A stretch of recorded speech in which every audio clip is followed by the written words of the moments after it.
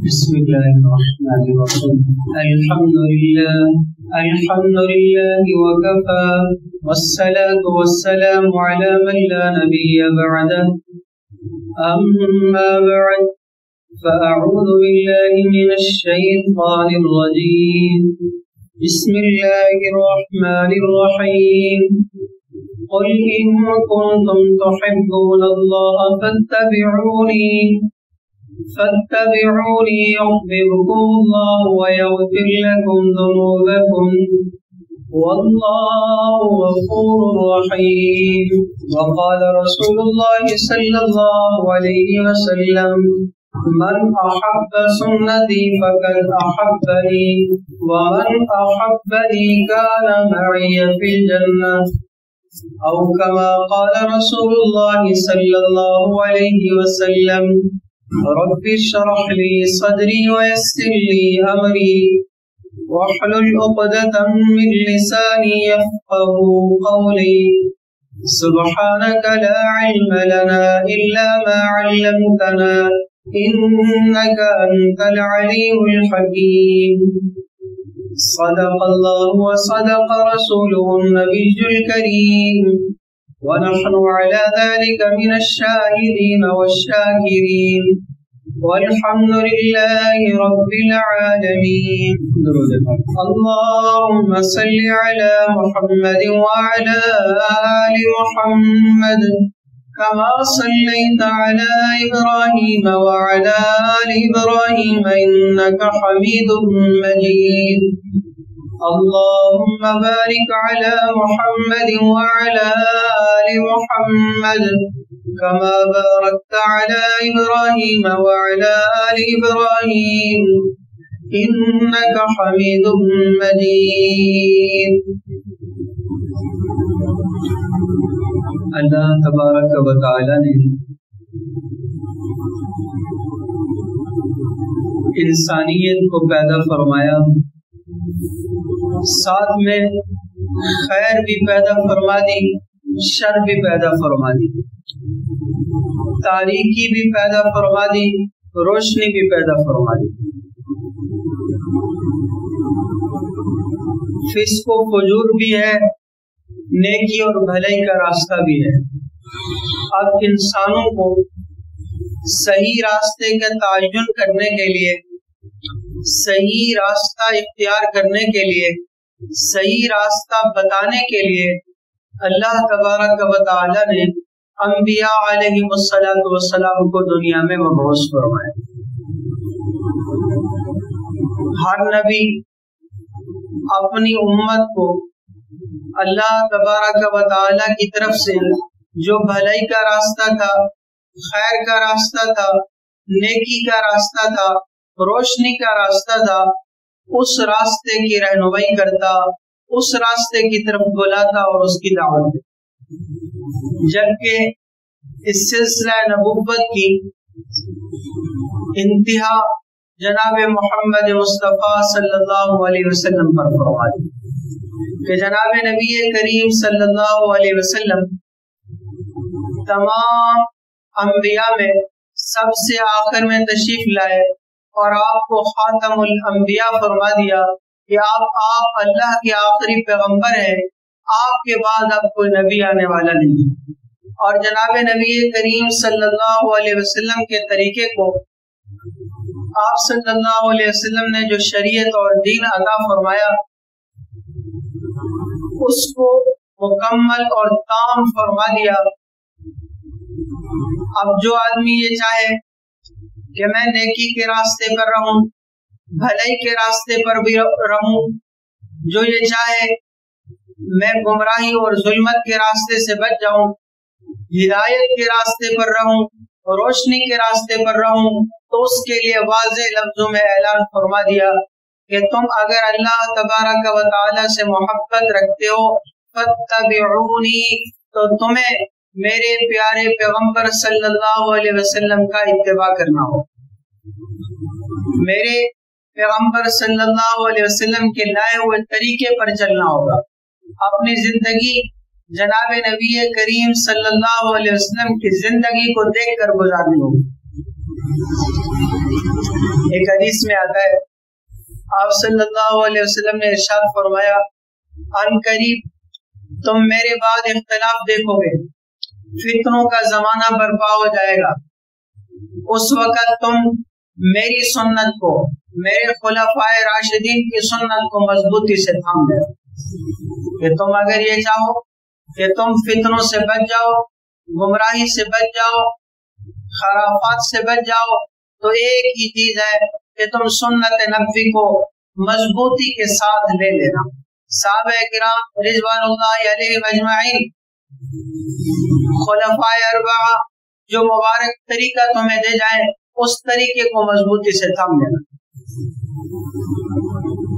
اور یقین جانیے امت کی کامیابی، امت کی کامرانی ہمیشہ سے ابھی تک ایک ہی بات میں ہے کہ وہ اپنے پیغمبر کی اتباع کرے۔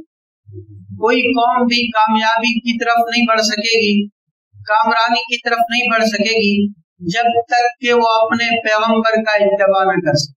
گزشتہ قوموں کے حالات قرآن کریم میں ہمیشہ کے لیے ثبت فرما دیے کہ جس قوم نے، جن لوگوں نے اپنے وقت کے پیغمبر کی بات کو تسلیم کیا، مان لیا، عمل میں لے آئے، اللہ نے انہیں سرخرو کر دیا، کامیاب فرما دیا۔ آج بھی یہی اصول ہے، یہی طریقہ ہے۔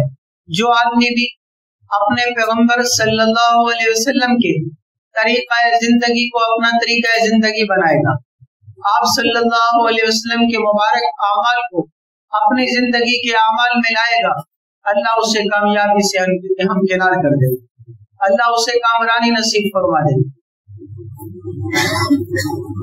اس سلسلے میں ہم اگر یہ دیکھنا چاہیں کہ ہم جناب نبی کریم صلی اللہ علیہ وآلہ وسلم کا اتباع کیسے کریں، تو اس کے لیے ہمارے پاس بطور نمونہ کے وہ عظیم ہستیاں ہیں جنہیں صحابہ کرام رضوان اللہ علیہ اجمعین کہا جاتا ہے۔ صحابہ کرام رضوان اللہ علیہ اجمعین نے اس درجہ نبی اکرم صلی اللہ علیہ وسلم کی اتباع کی، احادیث پاک میں معلوم ہوتا ہے انہوں نے آپ صلی اللہ علیہ وسلم کو جو عمل جیسے کرتے ہوئے دیکھا تھا وہ عمل بیانی ایسے امت تک پہنچایا ہے، حتیٰ کہ اگر کسی موقع پر جناب نبی کریم صلی اللہ علیہ وسلم نے تبسم کے ساتھ کوئی بات بھی ارشاد فرمائی ہے، صحابی نے آگے جب وہ بات لوگوں کو بتائی ہے تو اس نے بھی تبسم فرمایا، تبسم کے ساتھ وہ بات آگے۔ آج بھی احادیث مبارکہ میں وہ احادیث مبارکہ ہے جو حدیث مسلسل بالذات کہلاتی ہے، مطلب جناب نبی کریم صلی اللہ علیہ وسلم نے جب وہ بات بیان فرمائی آپ مسکرا پڑے، صحابی نے وہ عمل دیکھا، اپنے تابعین کو، بعد میں آنے والوں کو وہ آپ صلی اللہ علیہ وسلم کا فرمان سنایا تو صحابی مسکرا پڑے، تابعین نے وہ عمل دیکھا تو تابعی بھی مسکرا پڑے، اسی طرح سے آگے حدیث بیان کر۔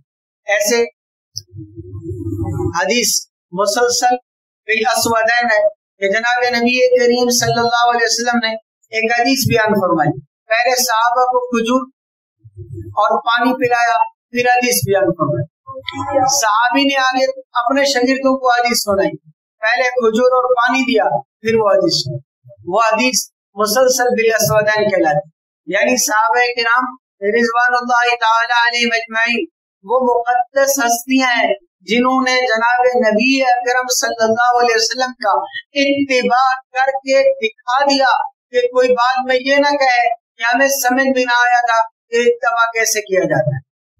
حضرت عمر فاروق رضی اللہ تعالیٰ عنہ کا زمانہ ہے، کسی نے عرض کی یا امیر المؤمنین بیت اللہ کا طواف جب کیا جاتا ہے تو رمل کیا جاتا ہے، آپ میں سے جس کو اللہ تبارک و تعالی نے حج یا عمرے کی سعادت عطا فرمائی ہو، ہم جو پہلے 3 چکر طواف کے لگاتے ہیں اس میں دایاں کندھا ننگا رکھنا ہوتا ہے، اس کے نیچے سے ہم احرام کو گزارتے ہیں اور پہلے 3 چکروں میں مرد نے اکڑ اکڑ کے چلنا ہے، اسے رمل کہتے ہیں، یہ کب ہوا تھا؟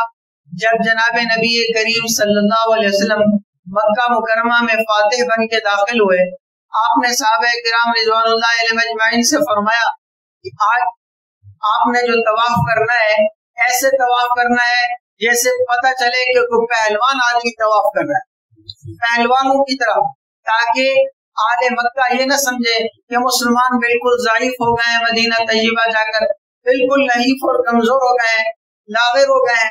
اس طرح سے چلنا ہے جیسے پہلوان چلتا ہے۔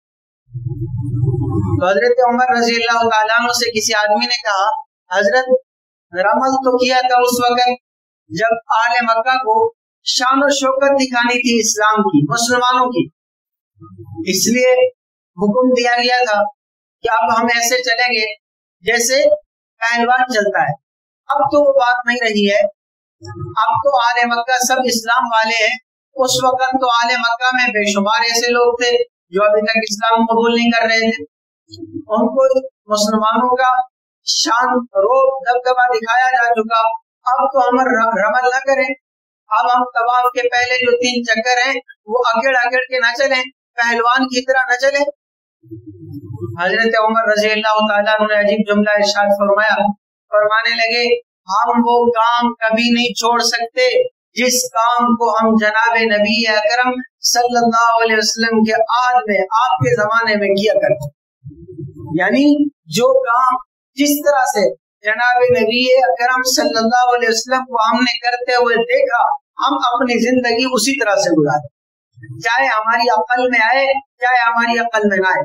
اتباع کا معنی ایسے ہوتا ہے، طبیعہ عربی زبان میں اونٹنے کے بچے کو کہتے ہیں جو اپنی ماں کے پیچھے پیچھے چل رہا ہوتا ہے، اسے یہ نہیں پتا ہوتا ہے کہ میں جا کدھر رہا ہوں، اسے دلیل نہیں پوچھنی ہوتی ہے ماں سے ہماری منزل کیا ہے، وہ ماں کے نقش قدم پہ جاتا ہے، ماں کے ساتھ ساتھ جاتا ہے۔ فرمایا اسی طرح سے تمہیں اتباع کرنے کا حکم ہے، تم اپنی زندگی کا ایک ایک عمل جناب نبی اکرم صلی اللہ علیہ وسلم کے مبارک طریقے پر کرنے والے بن جاؤ، چاہے تمہاری عقل میں وہ بات آئے یا نہ آئے۔ اپنے آپ کو سنت نبوی پہ لگا دو، اللہ تمہیں کامیابی سے ہمکنار کر۔ اپنے آپ کو جناب نبی اکرم صلی اللہ علیہ وسلم کے مبارک طریقہ زندگی پر لگا دو، اللہ آپ کی زندگی کو بابرکت فرما دے، اللہ آپ کی زندگی کو 4 چاند لگا دے، اللہ تبارک و تعالی آپ کی زندگی کو پرسکون بنا دے، برکت والا بنا دے۔ حضرت عمر فاروق رضی اللہ تعالیٰ ایک دفعہ حجر اسود کے پاس آئے،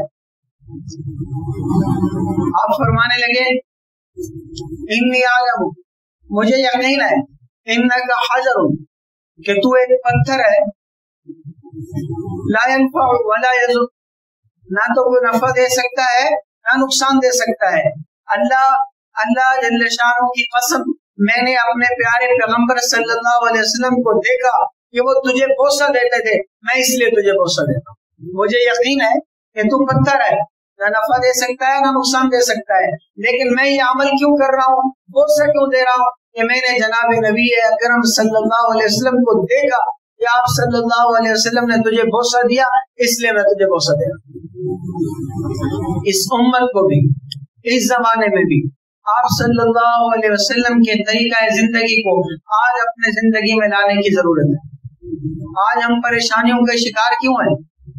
سب سے پہلی اور بنیادی وجہ یہ ہے، جو ہمیں اسلام کی تعلیمات معلوم ہیں ان کا 10% پر بھی اگر ہم عمل کر رہے ہیں تو ہماری زندگی اچھی بنے۔ جو ہمیں اسلام کی معلومات ہے، معلومات کی اس زمانے میں کس کو کمی ہے؟ اچھی سے اچھی معلومات ہے، ہر آدمی کے پاس معلومات ہے۔ شروع سے لے کر آج تک آپ نے کتنا واعظ سنے، کتنے بیانات سنے، کتنے قرآن پاک کی آیات سنی، احادیث مبارکہ سنی۔ سوال اتنا سا ہے، بس زندگی میں کتنی چیزیں آئی، زندگی میں کتنی چیزیں آئی۔ جب ہم اپنے آپ کو جناب نبی کریم صلی اللہ علیہ وسلم کے طریقہ زندگی پر لائیں گے، یقین جانیے ہماری زندگی قیمتی بنتی چلی جائے گی۔ ایک دفعہ حضرت طلحہ رضی اللہ تعالیٰ عنہ کے گھر میں دعوت، ابھی شراب حرام نہیں ہوئی، اس وقت ان کی دعوت میں جب بھی کوئی کھانا ہوتا تو شراب ضرور پیش کی جاتی۔ صحابہ کرام رضوان اللہ علیہم اجمعین حضرت ابو طلحہ کے گھر جمع تھے، کھانا کھا لیا، قریب تھا کہ ابھی شراب کا دور چلے، سب کو شراب پیش کی جائے اور سب شراب پینے لگ جائے۔ اسی اسنا میں اللہ تبارک و تعالی نے امر دے دیا کہ آج کے بعد سے شراب حرام ہے۔ یا ایھا الذین آمنوا انما الخمر والمیسر والانصاب والازلام رجس من عمل الشیطان فاجتنبوه لعلکم تفلحون۔ سورۃ المائدہ کی آیت مبارک کہ شراب حرام ہے، اللہ نے امر دے دیا، گندگی ہے، اس سے بچ جاؤ اے اہل ایمان کہ تاکہ تم کامیاب ہو جاؤ۔ اور بھی بہت ساری چیزیں ہیں، اس میں ایک شراب کا رسم۔ ایک اعلان دینے والے نے مدینہ طیبہ میں منادی کر دی، اعلان کر دیا، اے اہل مدینہ، یا اہل المدینہ قد حرمت الخمر، اے مدینہ والو سن لو، شراب حرام کر دی گئی، شراب حرام کر دی گئی۔ وہ صحابہ جو شراب پینے کے لیے تیار بیٹھے تھے کہ شراب حرام نہیں ہوئی تھی، ہر ایک نے اسی لمحے وہ جو شراب کے مٹکے تھے ان کو اسی وقت توڑ دیا۔ یہ نہیں سوال کیا اعلان کس نے کیا ہے، اعلان کرنے والا ہے کون، کیا واقعے میں شراب حرام بھی ہوئی ہے یا نہیں ہوئی ہے، اعلان کرنے والے نے اپنی طرف سے کہہ دیا۔ یہ اتباع کر کے دکھا دیا، جناب نبی اکرم صلی اللہ علیہ وسلم کی جانب سے ایک منادی آ کے اعلان کرتا ہے کہ شراب حرام ہے، صحابہ کہتے ہیں ہماری زندگی کا لمحہ ہی وہی ہے جو جناب نبی اکرم صلی اللہ علیہ وسلم کے طریقے پہ بسر ہو، آپ کے حکم کی اتباع میں ہماری زندگی بسر ہو جائے۔ اسی لمحہ سب نے اپنی شراب گرا دی۔ کہتے ہیں مدینہ طیبہ کی گلیوں میں شراب ایسے بہ رہا تھا جیسے پانی بہ رہا ہو، کوئی آدمی بھی شراب کی طرف دیکھنے کے لیے تیار نہیں۔ ایک لمحے عادت تھی، حالانکہ عادت کا چھوڑنا بہت مشکل ہے، لیکن بس امر آ گیا، اے اہل ایمان شراب آج کے بعد حرام ہے، اے اہل مدینہ شراب حرام ہے۔ تو کون ہو آج جو آگے بڑے شراب پینے کے؟ اسی طرح سے اس زمانے میں اولاً حجاب پردے کی آیات نہیں اتری تھی، پردے کی آیات نہیں اتری تھی، پردے کی آیات سنائی گئی آل مدینہ میں۔ اے آل مدینہ کی عورتوں، اللہ تبارک و تعالی نے اب پردے کا حکم دے دیا، وَلَا يُبْدِينَ زِينَتَهُنَّ إِلَّا لِبُعُولَتِهِنَّ أَوْ آبَائِهِنَّ۔ ایک جگہ فرمایا یا ایھا النبی قل لأزواجك وبناتك ونساء المؤمنين يدنين عليهن من جلابيبهن۔ اے نبی اکرم صلی اللہ علیہ وسلم آپ امر فرما دیجیے، حکم دے دیجیے اپنے ازواج کو، اپنی بیٹیوں کو اور مسلمان عورتوں کو، یدنین علیہن من جلابیبہن، اپنے اوپر بڑی چادر سے گھونگھٹ لے لیں، بڑی چادر لے لیں۔ یہ اعلان ہوا مدینہ طیبہ کی گلیوں میں، جو خاتون جس جگہ تھی وہیں بیٹھ گئی، اپنے بھائی سے کہا جو قریبی رشتہ دار تھا، جاؤ جلدی سے پہلے ہمارے لیے بڑی چادر لاؤ، پہلے ہم پردہ کریں گے پھر یہاں سے چلیں، پھر یہاں سے چلیں۔ یہ وہ اتباع کا مقام ہے جس اتباع پر ہم نے آنا ہے، ہم نے آنا ہے۔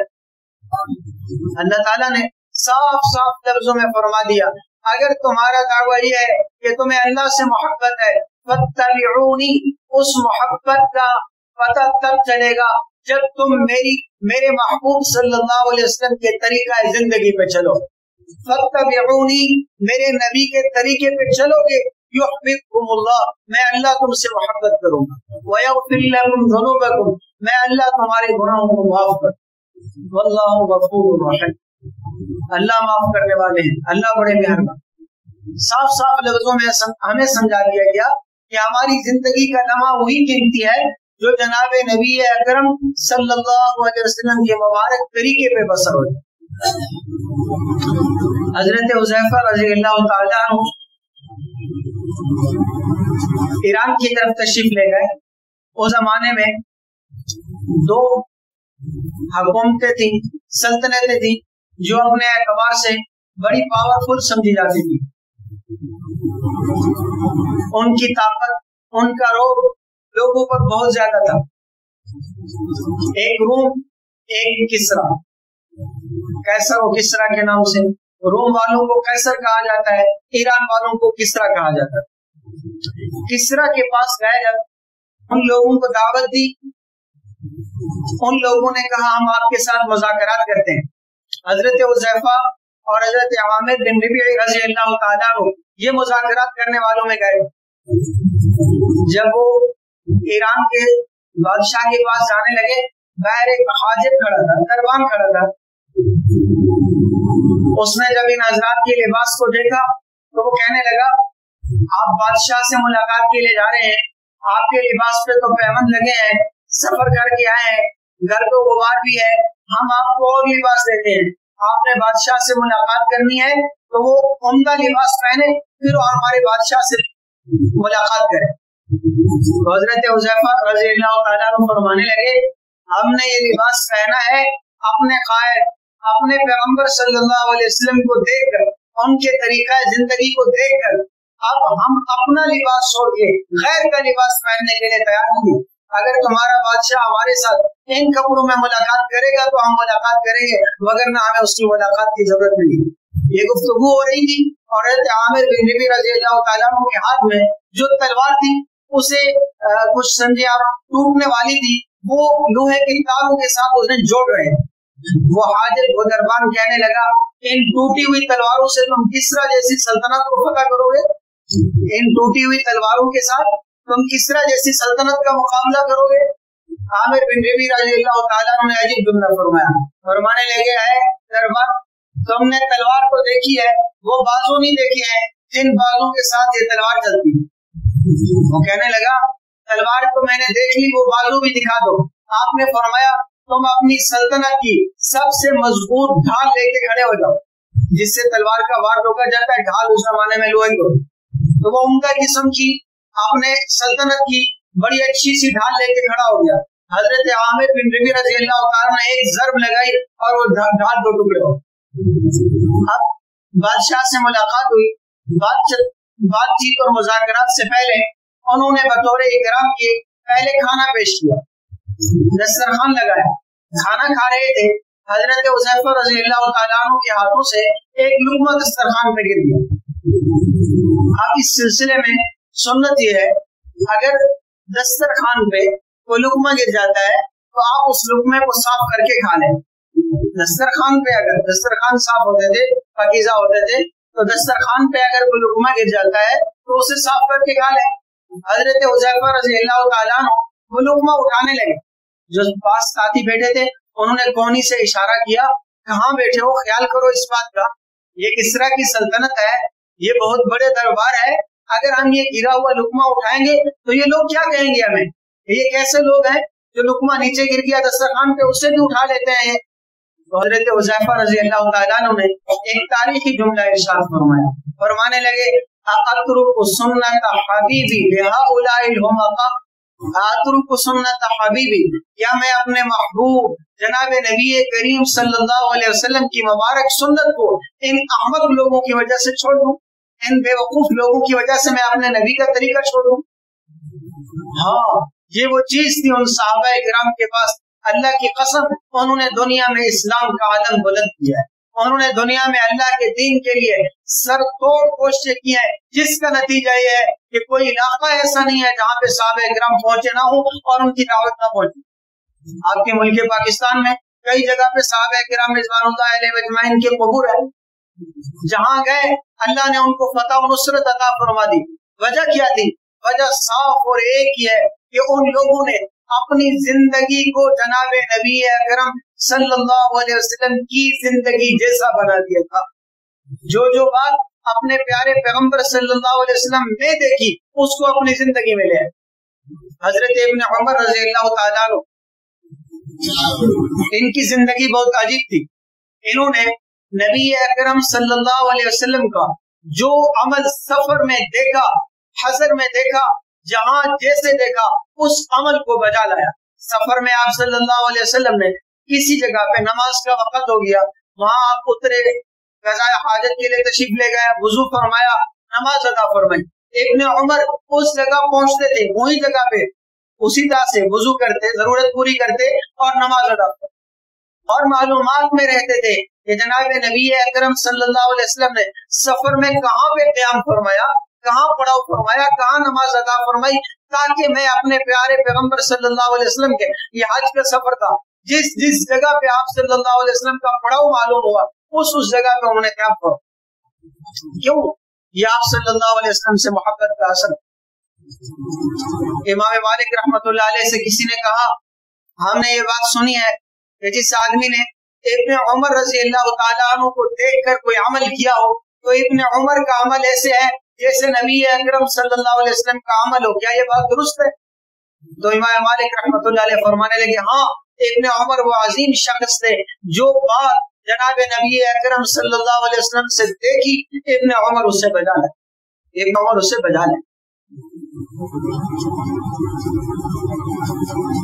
एक दफा जनाब नबी अकरम सल्लल्लाहु अलैहि वसल्लम मस्जिद में तशरीफ लाए, सहाबा किराम मुतफर्रिक थे, बातें फरमा रहे थे। आप सल्लल्लाहु अलैहि वसल्लम ने कुछ खुतबा इरशाद फरमाना चाहा, कुछ कलिमात इरशाद फरमाना चाहे। आपने एक जुमला फरमाया, इजलिसु अला मकानिकुम, जहां जहां जो है बैठ जाए। जो सहाबा तो मस्जिद में थे वो तो फौरन बैठ गए। हजरत इब्ने मसूद रज़ी अल्लाह तआला अन्हु अभी मस्जिद में आ रहे थे, अभी तक पहुंचे नहीं थे। वो अभी जूतों वाली जगह पे आते, मस्जिद के बाहर वाले हिस्से पे तशरीफ फरमाओ। बाद में किसी ने सवाल किया, इब्ने मसूद, जो लोग मस्जिद में थे उनके लिए तो ये कहा गया था कि उन्हें अपनी जगहों पे बैठ जाएं। आप तो अभी तक मस्जिद में तशरीफ फरमा नहीं हुए थे, मस्जिद में दाखिल नहीं हुए थे, अभी तक पहुंचे नहीं थे, आ रहे थे, आप वहां पे क्यों बैठ गए? तो हजरत इब्ने मसूद रज़ी अल्लाह तआला अन्हु ने अजीब जुमला इरशाद फरमाया, फरमाने लगे, ये कैसे हो सकता था? मैं अपने प्यारे महबूब सल्लल्लाहु अलैहि वसल्लम के फरमान को अपने कानों से सुन लूं, बैठ जाओ और मैं उठ जाऊं और मैं आगे चल दूं। ये वो सहाबा थे, ये वो अजीम हस्तियां थी जिनको कुरान ने कहा, वस्साबिकून अल-अव्वलून मिनल मुहाजिरीन वल अंसार वल्लज़ीना तबऊहुम बिइहसान रज़ियल्लाहु अन्हुम व रज़ू अन्हु। ये वो लोग हैं जिन लोगों ने अपनी जिंदगी को जनाब नबी अकरम सल्लल्लाहु अलैहि वसल्लम की जिंदगी के मुताबिक ऐसा ढाल लिया था, जो आदमी भी इनके नक्शे कदम पे चलेगा मैं अल्लाह उससे भी खुश, जो इनके नक्शे कदम पे चलेगा मैं अल्लाह उनसे भी खुश होगा। इसलिए इन लोगों ने अपनी जिंदगी को ढाल लिया था जनाब नबी अकरम सल्लल्लाहु अलैहि वसल्लम की जिंदगी के मुताबिक। वो मशहूर किस्सा है, एक मुनाफिक और एक यहूदी आपस में किसी बात में झगड़ा करने लगते हैं। फैसले के लिए वो आप सल्लल्लाहु अलैहि वसल्लम की बारगाह में आते। आप सल्लल्लाहु अलैहि वसल्लम ने दोनों की बात सुनी। उस मामले में यहूदी हक पर था तो आपने फैसला यहूदी के हक में दे दिया। वो जो मुनाफिक था वो तो अपने आप को ज़ाहिरी तौर पर मुसलमान समझता था ना, वो समझता था कि शायद मेरे हक में फैसला हो जाएगा, लेकिन रिसालत माब सल्लल्लाहु अलैहि वसल्लम की बारगाह से ये तवक्को कौन कर सकता है, ये सोच भी कौन सकता है कि आप सल्लल्लाहु अलैहि वसल्लम हक के मुताबिक फैसला न करें। अब वो मुनाफिक जब वहां से वापस आया तो वो यहूदी से कहने लगा, ऐसा करते हैं कि हम एक दफा हजरत उमर के पास भी चलते हैं, हजरत उमर रज़ी अल्लाह तआला अन्हु से भी यही फैसला करा लेते हैं। तो यहूदी कहने लगा, ठीक है। अब हजरत उमर रज़ी अल्लाह तआला अन्हु के पास ये लोग आए, एक मुनाफिक और यहूदी। मुनाफिक ज़ाहिरी तौर पर अपने आप को मुसलमान समझता है और वो ख्याल ये रख रहा है कि हजरत उमर मुसलमान का साथ देंगे ना, मुसलमान के हक में फैसला दे देंगे ना, यहूदी के साथ तो कभी भी उनके हक में फैसला नहीं जाएगा। हजरत उमर रज़ी अल्लाह तआला अन्हु को सारी बात बताई और कहने लगे, हम ऐसे रसूलुल्लाह सल्लल्लाहु अलैहि वसल्लम के पास गए और आप सल्लल्लाहु अलैहि वसल्लम ने यहूदी के हक में फैसला दे दिया। हजरत उमर रज़ी अल्लाह तआला ने फरमाया, ठहर जाओ, आप अंदर तशरीफ ले गए, तलवार ली और उस मुनाफिक का सर कलम कर दिया और फरमाया, अल्लाह और अल्लाह के रसूल के फैसले के बाद अगर कोई और फैसला तलाश करेगा तो उमर का फैसला लीजिए। कुरान कहता है, फला व रब्बिका ला युमिनू हत्ता युहक्किमूका फीमा शजरा बैनहुम सुम्मा ला यजिदू फी अनफुसिहिम हरजन मिम्मा क़ज़ैता व युसल्लिमू तस्लीमा। वो फिर मुनाफिकीन कहने लगे ना कि हजरत उमर रज़ी अल्लाह तआला अन्हु ने कत्ल कर दिया हमारे आदमी का, हमें किसास चाहिए। तो कुरान ने आयत मुबारका उतार दी, बल्कि कुरान करीम की सबसे खूबसूरत कसम, फला व रब्बिका, ऐ मेरे महबूब तेरे रब की कसम, اے میرے محبوب تیرے پروردگار کی قسم کوئی آدمی اس وقت تک ایمان والا نہیں ہو سکتا، لا یؤمنون ایمان والا نہیں ہو سکتا، حتی یحکموک فیما شجر بینہم اپنے اختلاف میں وہ آپ کو فیصل بنا دے، ثم لا یجدوا فی انفسہم حرجا پھر وہ اپنے جی میں ذرا برابر بھی تنگی محسوس نہ کرے۔ اگر وہ اپنے جی میں آپ کے فیصلے کے خلاف تنگی محسوس کرتا ہے اس کا تو ایمان ہی مکمل ہے۔ یہ منافق تھا، یہ ایمان والا نہیں۔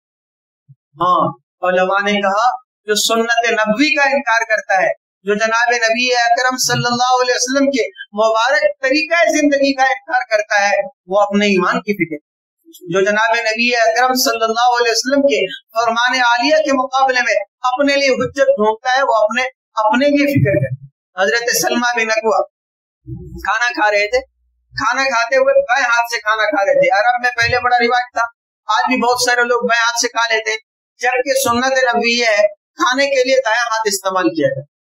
آپ صلی اللہ علیہ وسلم نے انہیں فرمایا کل یمینی، دائیں ہاتھ سے کھاؤ۔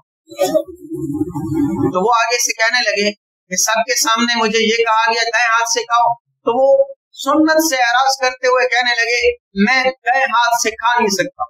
کھا سکتے تھے لیکن کہنے لگے میں دائیں ہاتھ سے کھا نہیں سکتا ہوں۔ جناب نبی اکرم صلی اللہ علیہ وسلم نے فرمایا آئندہ بھی کھا نہیں سکو گے۔ صحیح مسلم کی روایت ہے، ساری زندگی سلمہ بن اکوع کوشش کرتے تھے کہ میں اپنے دائیں ہاتھ کو منہ تک لے کے جاؤں، لیکن ساری زندگی وہ اپنا دائیں ہاتھ منہ تک نہیں لے گئے۔ عزیزان اللہ تبارک و تعالی نے مجھے اور آپ کو جو زندگی عطا فرمائی ہے، اس زندگی کو قیمتی بنانے کا ایک ہی راستہ ہے، سیدھا اور بالکل آسان ہے، اپنے آپ کو اللہ کے حکموں پر لانا ہے اور جناب محمد مصطفیٰ صلی اللہ علیہ وسلم کے طریقوں پر لانا ہے، اور یہی اسلام ہے۔ اسلام کسے کہتے ہیں؟ جناب نبی اکرم صلی اللہ علیہ وسلم جو طریقہ زندگی دے کر گئے اس طریقہ زندگی کو اپنا لو، اس طریقہ زندگی کو دل سے تسلیم کر لو، اس طریقہ زندگی کو اپنے عمل سے اس کا اظہار کر دو، اسی کا نام اسلام۔ اپنے آپ کو تابع کرنا اسلام کہتے ہیں۔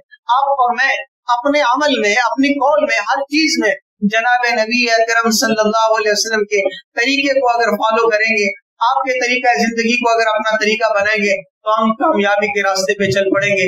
حدیث پاک میں آتا ہے جس آدمی نے میری سنت سے محبت کی اس نے مجھ سے محبت کی، من احب سنتی فقد احبنی، جس نے میرے طریقے سے پیار کیا، میرے طریقے کو محبوب رکھا، اس نے مجھے محبوب رکھا۔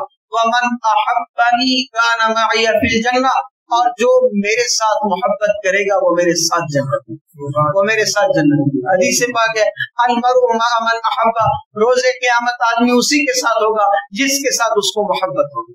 اور محبت کا پتہ کیسے چلے گا؟ یہ تو ایک اندرونی کیفیت کا نام ہے، پتہ میرے اور آپ کے عمل سے چلے گا۔ میرا اور آپ کا عمل جتنا اپنے محبوب کے طریقے پر ہوگا اتنی محبت کی نشاندہی ہے۔ اگر ہمارا عمل آپ صلی اللہ علیہ وسلم کے طریقے سے ہٹ کے ہوگا، زبان کچھ بھی کہتی رہے تو یہ زبان غلط بیانی کر رہی ہے۔ صحیح سچ یہ ہوگا جس دن ہم اپنی زندگی کو بھی اپنے پیارے پیغمبر صلی اللہ علیہ وسلم کے طریقے پہ قربان کر دیں گے۔ اللہ جل شانہ ہم سب کو آپ صلی اللہ علیہ وسلم کا کامل اتباع نصیب فرمائے۔ وما علینا الا البلاغ۔